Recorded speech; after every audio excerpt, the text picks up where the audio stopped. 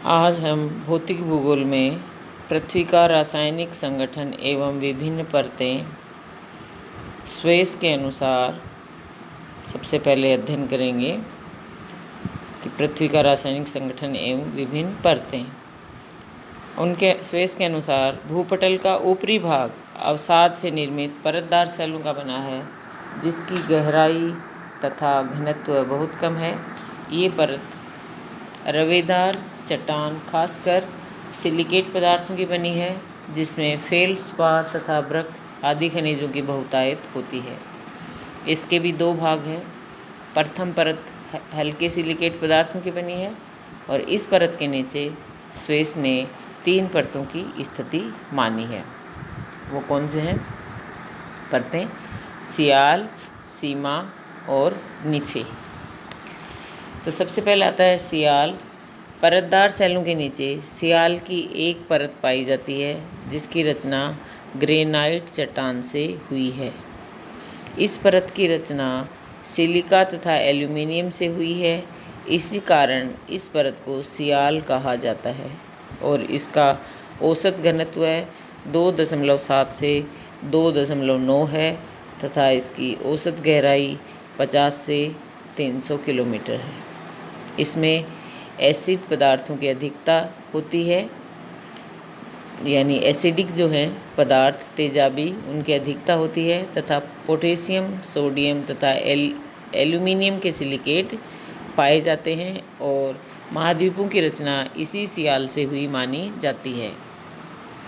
आप जो ये चित्र बना हुआ है, इसमें क्रस्ट परत है। क्रस्ट के बाद आप देख पा रहे हो, पहला जो है सियाल, उसके बाद आप दूसरा देख पा रहे हो सीमा। सियाल के नीचे दूसरी परत सीमा की है। इसकी रचना बेसाल्ट आग्नेय सेल से हुई है और यहीं से गर्म एवं तप्त लावा ज्वालामुखी उद्गार के समय निकलता है। रासायनिक बनावट से देखा जाए तो इसमें सिलिका तथा मैग्नीशियम की प्रधानता होती है और इसी कारण इसे सीमा कहा जाता है। इसका औसत घनत्व 2.9 से 4.7 है और गहराई 1000 से 2000 किलोमीटर है। इस सतह में क्षारीय पदार्थों की अधिकता होती है तथा मैग्नीशियम, कैल्शियम एवं लोहे के सिलिकेट पाए जाते हैं। अब इसके बाद आप तीसरी जो परत देख पा रहे हो इस चित्र में, वो है निफे, NIFE, निफे। सीमा की परत के नीचे पृथ्वी की तीसरी तथा अंतिम परत पाई जाती है। इसे निफे कहते हैं क्योंकि इसकी रचना निकल तथा फेरियम से मिलकर हुई है और इसका घनत्व, ये कठोर धातु की बनी है, इस कारण इसका घनत्व भी अधिक है और 11 इसका घनत्व है। इसका नामकरण निकल के और फेरियम के प्रथम 2 अक्षर से मिलकर यानी निफे, NI और FE के आधार पर किया गया है और फेरियम लोहे का ही रूप होता है। इस प्रकार पृथ्वी के कोर में लोहे की उपस्थिति से पता चलता है कि पृथ्वी में एक चुंबकीय शक्ति है। इससे पृथ्वी की स्थिरता भी प्रमाणित होती है।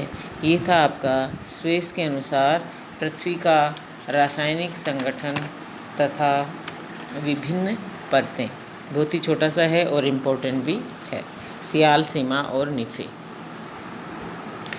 अब आता है पृथ्वी की विभिन्न परतों के बारे में जो अन्य विद्वानों ने अपने मत रखे हैं।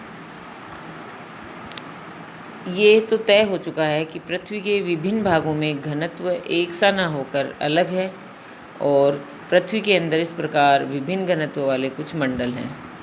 उनकी गहराई तथा उनकी निश्चित संख्या के विषय में पर्याप्त मतभेद है और सभी जो परतों के बारे में कोई 3 मानता है, कोई 4 परत मानता है, लेकिन एक ठोस कोर जो है, एक ठोस पृथ्वी के केंद्र में, उसको सभी मानते हैं और इसके बारे में अपन अलग अलग जो हैं, जैसे डोली के अलग मत हैं, होम्स, वांडरग्राट, जेफरीज, इनके मत जो हैं उनके बारे में अध्ययन करेंगे। पहला था डोली के अनुसार।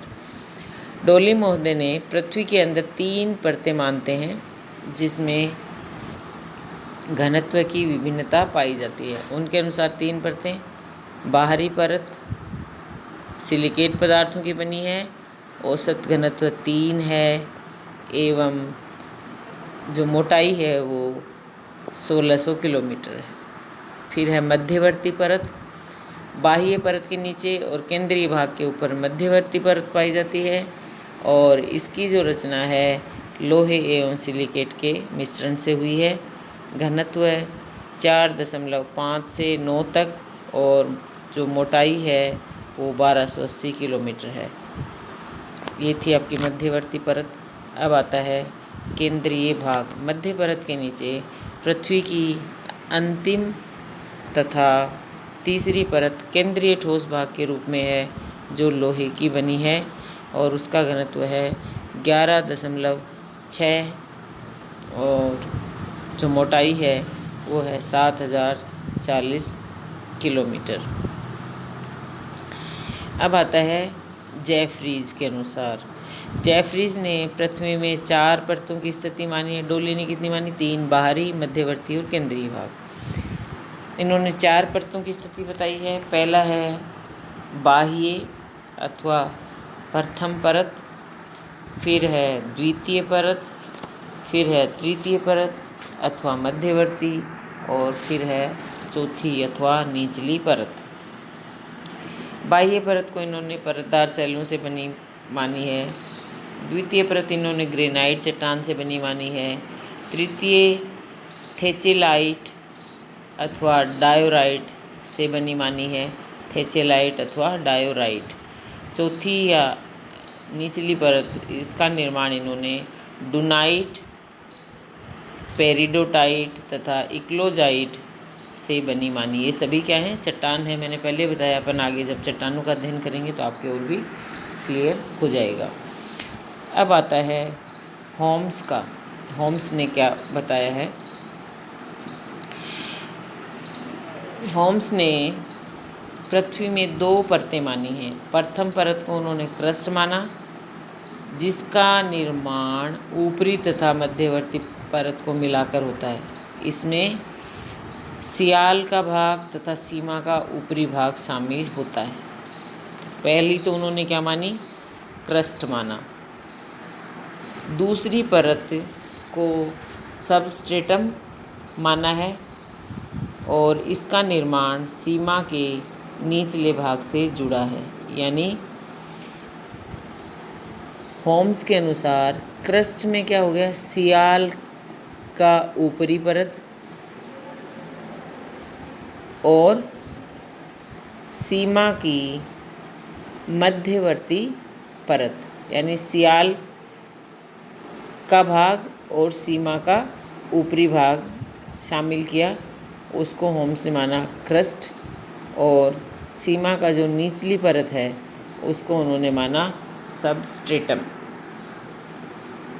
इसी तरह से वांडरग्राट के अनुसार जो पृथ्वी की उन्होंने परतें मानी हैं वो उन्होंने 4 मानी हैं। पहली है ऊपरी परत, फिर है ऊपरी परत या आप कह सकते हो ऊपरी क्रस्ट, फिर दूसरा है आंतरिक सिलिकेट तथा मेंटिल, फिर है तीसरी है सिलिकेट तथा मिश्रित धातुओं की परत और फिर है धातु केंद्र। इस तरह से उन्होंने 4 परतों के बारे में बताया। और हमने जो भी अब तक अध्ययन किया उसमें हम ये देख रहे हैं कि पृथ्वी की परत और उनकी गहराई के विषय में एक मत नहीं है। अब हम ये इस प्रकार के, जैसे कि एक परत विशेष की गहराई और विभिन्न साक्ष्यों के आधार पर विभिन्न रूपों में बता दिया गया है, जैसे होम्स ने बताया। अतः हम साधारण रूप में सभी प्रकार के भ्रम से बचने के लिए एक साधारण रूप प्रस्तुत करना चाहिए और भूकंप की लहरों के आधार पर पृथ्वी में 3 मंडल बताए जा सकते हैं। पहला है स्थल मंडल और दूसरा है पायरोस्फीयर और तीसरा है बेरिस्फीयर। क्या क्या हो गए? लिथोस्फीयर यानी स्थल मंडल, दूसरा है पायरोस्फीयर और तीसरा है बेरिस्फीयर। लिथोस्फीयर जो है इसकी गहराई 100 किलोमीटर मानी गई है और इसमें ग्रेनाइट चट्टान ज़्यादा पाई जाती हैं। सिलिका एल्यूमिनियम मुख्य रूप से पाए जाते हैं और घनत्व जो है 3.5 है। पायरोस्फीयर को मिश्रित मंडल भी कहते हैं। इसकी गहराई 100 से 2880 किलोमीटर है और इसका निर्माण बेसाल्ट से हुआ है जिसका घनत्व 5.6 है। फिर आता है बेरिस्फीयर। इसकी गहराई 2880 किलोमीटर से नीचे केंद्र तक है और इस परत का घनत्व 8 से 11 है और इसकी रचना लोहे तथा निकल से हुई है। ये थे हमारे पृथ्वी के जो परतें हैं, विभिन्न परतें, उनके बारे में अलग अलग विद्वानों के मत।